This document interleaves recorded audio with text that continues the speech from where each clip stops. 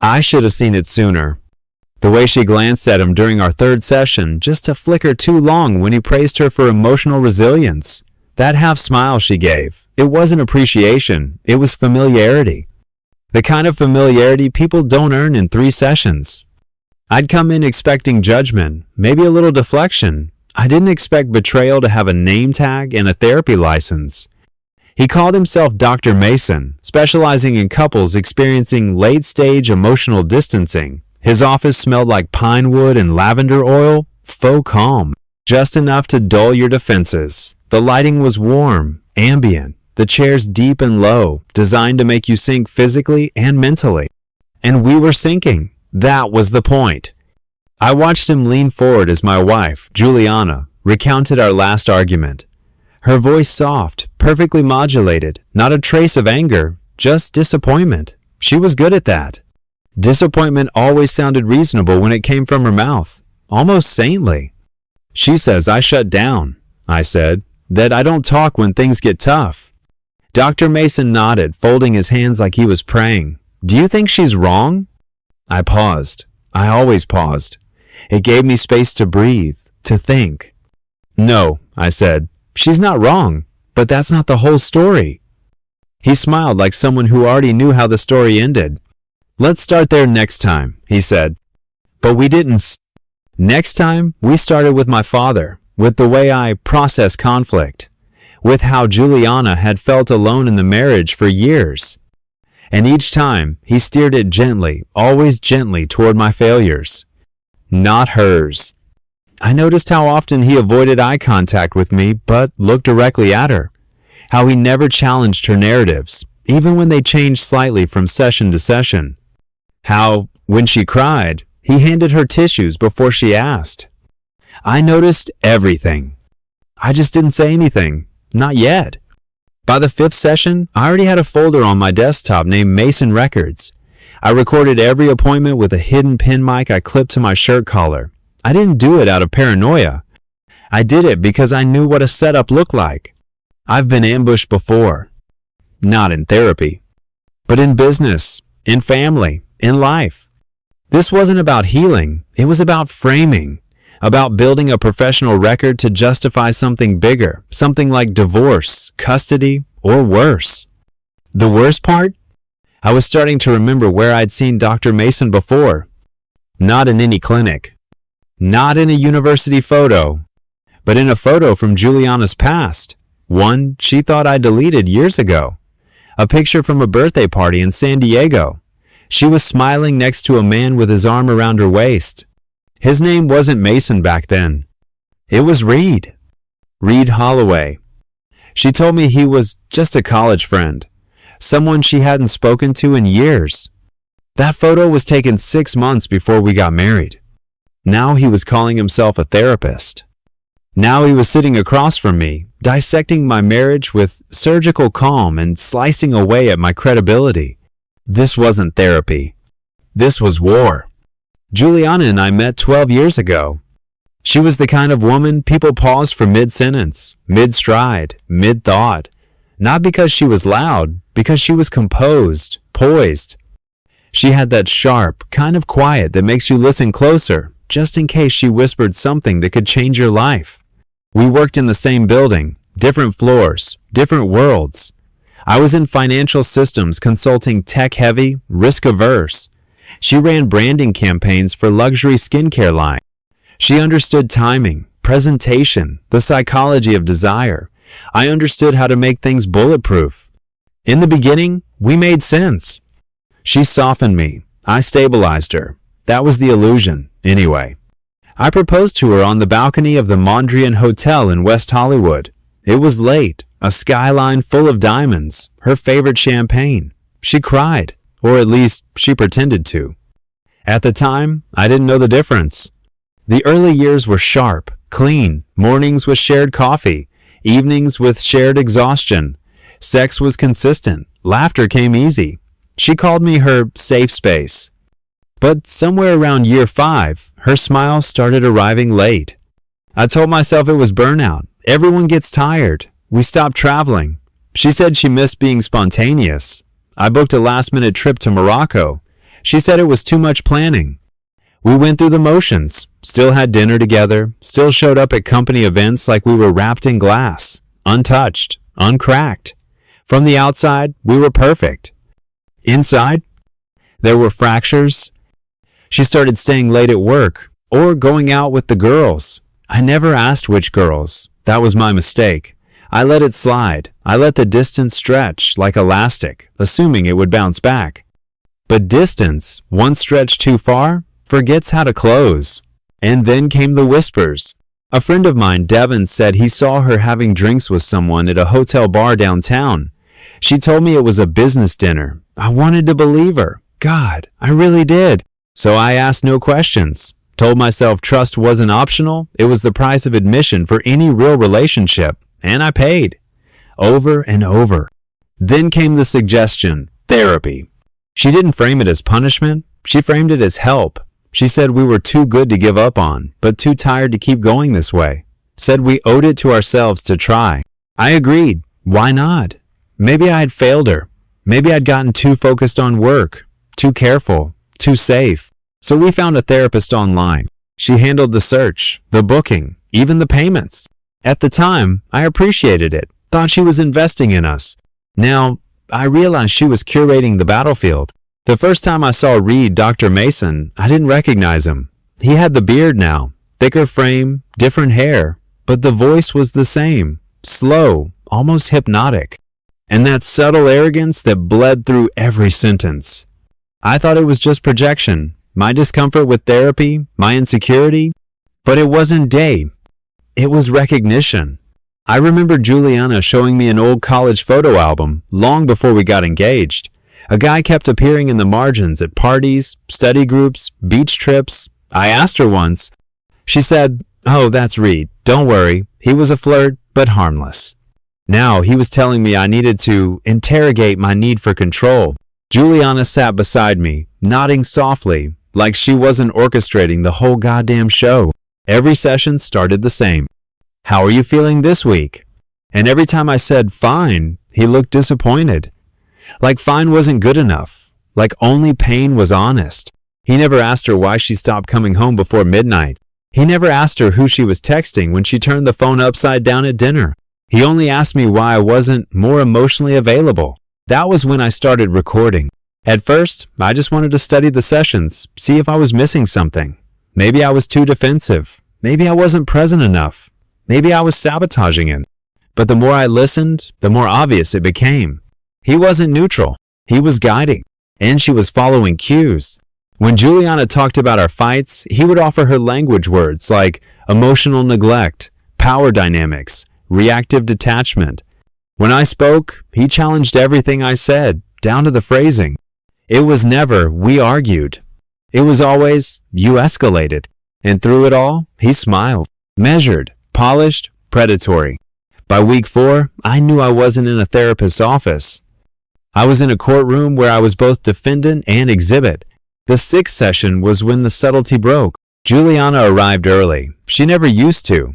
I walked in to find them mid-laugh, seated closer than usual, her legs crossed toward him, his posture relaxed like they'd been talking for years. The moment she noticed me, she shifted. He straightened his collar, but the air didn't reset. It just stilled. "Something funny?" I asked. Juliana smiled. "Just a story from college. Dr. Mason was saying." She stopped. Too late. His smile froze. "Slip of the tongue," he said. "Let's begin." It wasn't a slip. It was the last confirmation I needed. I stopped listening to their dialogue. I started documenting it. Not just the audio files. I made transcripts, highlighted patterns. Every time he deflected blame from her. Every time he spun my reactions into diagnoses. I color-coded them. I ran them through keyword tools. His words were rehearsed, repeated, like a script. Session 7. He brought up my job. "You've had a recent promotion," he said. "Do you think success has insulated you emotionally?" I stared at him. Insulated me. From what? From emotional feedback, criticism, vulnerability. I waited. Did Juliana say I struggle with criticism? "No," he said smoothly, "just an observation." It wasn't breast. She had fed him that. They were testing boundaries, how far they could push the narrative. By week 8, I was ready to test something of my own. After the session, I lingered in the parking lot, watched them leave. They didn't say goodbye, just walked in the same direction toward a silver BMW I didn't recognize. She got in the passenger seat. He drove. I followed. 20 minutes outside the city, they pulled into a gated townhouse complex. He punched in a code. The gate opened. She didn't look back. I didn't follow further. I didn't need to. Instead, I went home, logged into my burner email, created a profile on a professional licensing board, cross-referenced therapists in our region. There was no Dr. Reed Mason listed, no credentials under either name, no license, no degree. But there was a LinkedIn page unclaimed, outdated. Reed Holloway, Psych Services Associate, 2012-2015, San Diego. No higher education listed. I called a friend who worked in clinical HR, sent her the name. She got back to me in 20 minutes. No file, not even provisional. He wasn't licensed, he was impersonating. I stared at the screen, let the weight of it settle. Juliana hadn't just manipulated me emotionally. She had brought a fraud into my life, into my mind, and paid him to dismantle me under the guise of healing. It wasn't about fixing the marriage. It was about breaking my credibility. Why? That answer came 2 days later. My firm's legal advisor called me in. We've received an anonymous concern, he said. HR flagged it. What kind of concern? Emotional instability, domestic conflict, allegations of controlling behavior. There were no formal charges, just a conversation, a seed. But I knew where the seed came from. It was working. The narrative they'd spent weeks crafting in that pine-scented room was beginning to extend beyond it. I nodded, smiled, thanked him for the heads up. Then I took the next step. I contacted an attorney. Not for divorce, not yet. For fraud, impersonation, emotional malpractice. He was hesitant. This is delicate, he said. Without proof, it becomes hearsay. I opened my laptop, played him a clip from session 6. You seem to equate emotional vulnerability with weakness, which may stem from unresolved paternal dynamics. Pause it, he said. I did. Send me everything. I compiled a folder, dozens of recordings, transcripts, photos of the townhouse, timeline of events. We built a case. Not for vengeance, for precision. I didn't want them to suffer. I wanted them exposed. By week 10, Juliana stopped making eye contact during sessions. She was distracted, nervous. She knew something was shifting, but she didn't know what. That's when I asked casually, has Dr. Mason ever worked in clinical research? She blinked. I don't think so. Why? Just curious. He seems more academic than licensed. There was a beat, a breath. Then she said nothing. He didn't show up to session 11. She said he was away at a conference. I smiled. Let me know when he's back. I'd like to bring in a guest of my own next time. They thought I'd play defense. That was their first mistake.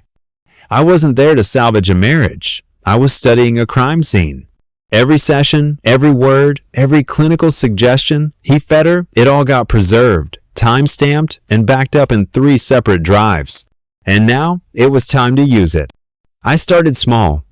An anonymous complaint filed to the state licensing board, alleging that a Dr. Reed Mason was offering therapy services without credentials. I attached evidence, appointment receipts, email confirmations, audio clips of him offering diagnoses. No personal identifiers, just facts. 2 days later, I got confirmation they'd opened an inquiry. But that wasn't enough. I needed a public crack. So I used the one arena Juliana and Reed couldn't control, his false credentials. I found a journalist, a small-time blogger who specialized in mental health fraud and professional misconduct. She ran exposés on fake therapists, influencers selling wellness scams, and coaches who crossed the line. I sent her everything under a burner name. She asked 2 questions. Is it ongoing? Yes. Can you prove the harm? Yes. She ran the first piece a week later. It didn't name him directly. Just described a man operating under the alias Dr. Mason in an upscale Los Angeles neighborhood, targeting vulnerable couples through unlicensed counseling. The piece trended modestly, but enough. Enough for whispers to reach Juliana's firm. She called me in a panic. "Did you see that blog?" she asked. "People are speculating. Someone thinks it's Reed. They're harassing him." I played dumb. "Reed? Who's Reed?" "Dr. Mason." "You mean the therapist we've been seeing?" Silence. "You called him Reed." I slipped. Again. She didn't realize she was crumbling. 2 days later, she showed up to session 12 alone. I had canceled. Through my lawyer.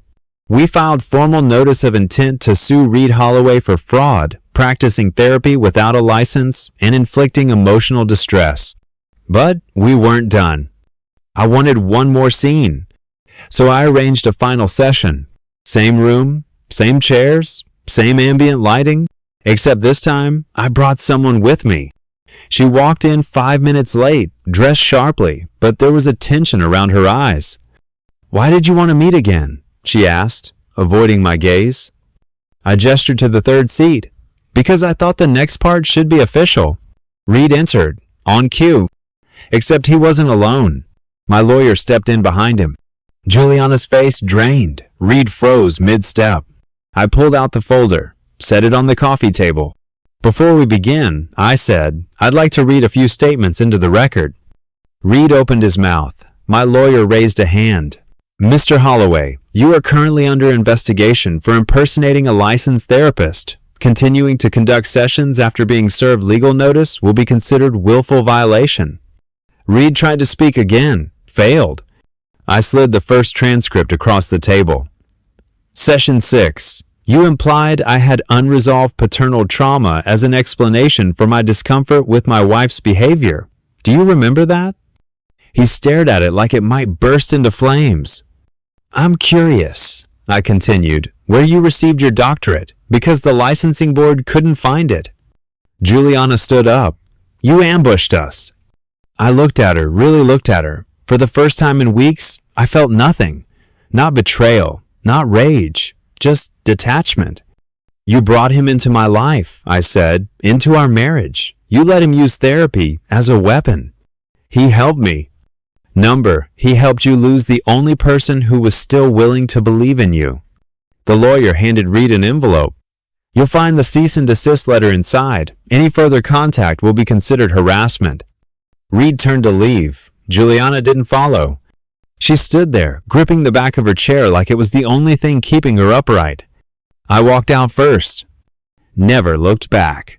Outside, the sun was setting. The sky was burnt orange, smudged with smoke from distant wildfires. I sat in my car, engine off, breathing in silence. It wasn't over, but it had begun. Juliana didn't come home that night. The guest bedroom stayed untouched. The kitchen untouched. Her favorite wine glass still dry on the rack. That used to bother me. Her absence, her silence. Now, it just made things simpler. The next morning, I woke to a message from my lawyer. "They've gone to the media." Not Reed. Juliana. A self-pitying post on her private social feed, screenshotted, circulated, amplified.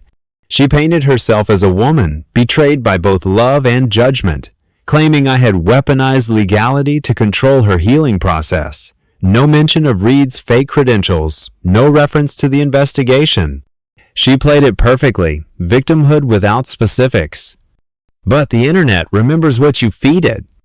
And it doesn't always stay loyal. Within hours, a counter-narrative began. Someone posted the full expose from the mental health blog. Then came anonymous messages, stories from others who recognized Reed's face. Couples he'd counseled under different names, patterns, locations, allegations. By noon, a journalist reached out, this time from a mainstream outlet. He wanted the full story. I didn't give it to him. Not yet. First, I gave it to the people who mattered, her employer. A clean, quiet envelope sent to HR. Inside documents, timeline, screenshots, and most importantly, the client intake form from our first session. It bore the company card she used, and her digital signature. She had used her professional resources to hire a fake therapist. I knew what that meant in her world. Damage, reputational, irreparable. I didn't need to humiliate her. I just needed her to stop thinking she could spin a false reality and not pay for it. That evening, she came back.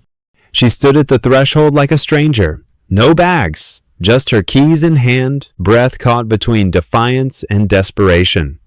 "You went too far," she said. I looked up from the kitchen. Calm. Still. "So did you. You embarrassed me in front of my firm. You hired a con artist to psychologically manipulate me, Juliana." "I was trying to save us." "Number, you were trying to rewrite history. You were trying to build a paper trail that said I was unstable, so when you left, or when you sued, you'd come out clean." She flinched. That was it. She hadn't expected me to see the end game. "You always needed to win," I said, "even if it meant cheating to get there." She folded, Saturday on the bar stool. Her hands trembled. "I didn't want it to be like this." "That makes two of us." "I loved you. You loved how I looked on paper, the version of me that made you look grounded, respected, safe. But the moment I became inconvenient, you started rewriting me, with his help." She didn't deny it. That was the final truth I needed. I handed her an envelope. "What's this?" she asked. "Separation agreement. Clean. Simple. No alimony. No contest." She stared at it. "You're not even going to fight for this?" "I already did." She didn't cry. She didn't beg. She just sat there still, hollow, like someone had taken the script from her hands mid-performance. "I'll send a courier for my things," she whispered. I nodded. "You have until Sunday." When she left, I didn't close the door. I let it drift, half open, letting the cold air of 1,000 betrayals bleed out into the night.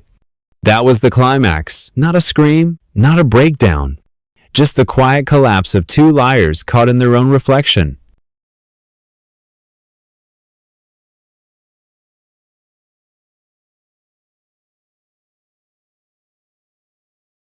And me? I stood. I exhaled. And I poured the wine she used to love into the sink. The divorce moved faster than expected. When you strip away the drama, the theatrics, and the need to look like the good guy or girl on paper, what's left is just logistics, property lines, signatures, schedules. We signed without a mediator. No shared assets, no children, no reason to linger. Her attorney tried once, just once, to reopen discussions about emotional damages, given the distress she claimed I caused by exposing Reed. My lawyer responded with a 120-page dossier, fake credentials, audio transcripts, and digital communications with timestamps that showed her involvement. The request was dropped. I moved out of the house before she did, sold it to a developer 6 weeks later. I packed my life into 3 suitcases, 2 boxes, and a hard drive. Started over in a 1-bedroom downtown. No garden, no echo of footsteps down the hallway, just silence and the gentle hum of the city below. And yet, I slept better. Reed Holloway was charged with 2 counts of professional impersonation and 1 count of fraud. The media eventually caught up. They always do. His mugshot was nothing like the poised therapist persona he performed. No calm smile, just a man caught mid-collapse, trying to hold together a story stitched from ego. The licensing board released a statement. Counseling centers where he'd volunteered cut ties. Several civil suits were pending. He disappeared from every corner of the internet within a month. And Juliana? She didn't. She tried to rebuild, launched a personal wellness blog, hosted live streams about emotional recovery from narcissistic trauma. It was a half-hearted attempt at reclaiming narrative. But too many people remembered the story as it actually unfolded. Screenshots don't fade. Public records don't vanish. And no one forgets the woman who hired a fraud to dismantle her marriage under the disguise of healing. I never told anyone what hurt most. It wasn't the betrayal. It wasn't the deception. It was the method. To be rewritten, session by session, into a version of myself I didn't recognize by someone who once swore she loved me. That takes calculation. That takes coldness. And it changes you. So I did something she never expected. I healed. Not with therapy, not with affirmation quotes or wellness retreats. I healed by standing still in the aftermath, looking around, and not pretending it hadn't happened. Some nights I revisited the transcripts, not to wallow, to understand, to see where I had hesitated, where I had doubted myself, and how easily love had been weaponized into a script of control. I saved them all. A reminder that next time I wouldn't be outmaneuvered, that I could be kind, but not blind, that I could trust, but verify. It's strange how quiet the end really is. No applause, no apology, just the slow fade of what used to be into what no longer matters. Juliana sent one last message. No subject line, just a blank email with a forwarded article, an update on Reed Holloway's trial. He'd pled guilty, avoided jail through a plea deal, fined, barred from any therapeutic practice permanently. Her message didn't include a comment, but the silence was her final attempt at contact. I didn't respond. Closure doesn't come from words. It comes from the decision to stop waiting for them. I changed my number, switched jobs, not out of fear, but to remove the last footprints of their story from my life. I still walk past the old office sometimes, the building where we sat across from each other, two people pretending to heal while one secretly dug the grave. It looks smaller now, like most illusions, once they break. Some nights I still hear his voice, soft and calm, trying to convince me my instincts were flaws, that my discomfort was dysfunction, that love meant submission. But the echo no longer sticks, because I finally believe my own voice louder than theirs. 1 year later, I sat on a rooftop bar in a different city, drinking coffee with someone who didn't ask about my past. She didn't need to. I didn't offer it. Not because I was hiding anything, but because it no longer defined me. She asked me what I did before, and I just said, legal strategy. It was true. I just didn't mention whose. I've never told anyone this story, not the full version, not with the timestamps, the transcripts, the bloodless war that unfolded behind softly lit therapy sessions. But if you're reading this, maybe you've been there. Maybe someone once convinced you that your truth needed to be filtered through their approval, that your anger was irrational, that your memory couldn't be trusted. Let me remind you, manipulation doesn't always come with yelling. Sometimes it comes with eye contact, with a clipboard, with a soft voice that says, I'm here to help, while slowly rewriting who you are. And revenge? It doesn't need to scream either. Sometimes the quietest thing you can do is walk away with the truth still intact. Not bitter, just aware. The therapist is gone. The marriage is over. And me? I'm still here. Still standing. Still me. And that's enough.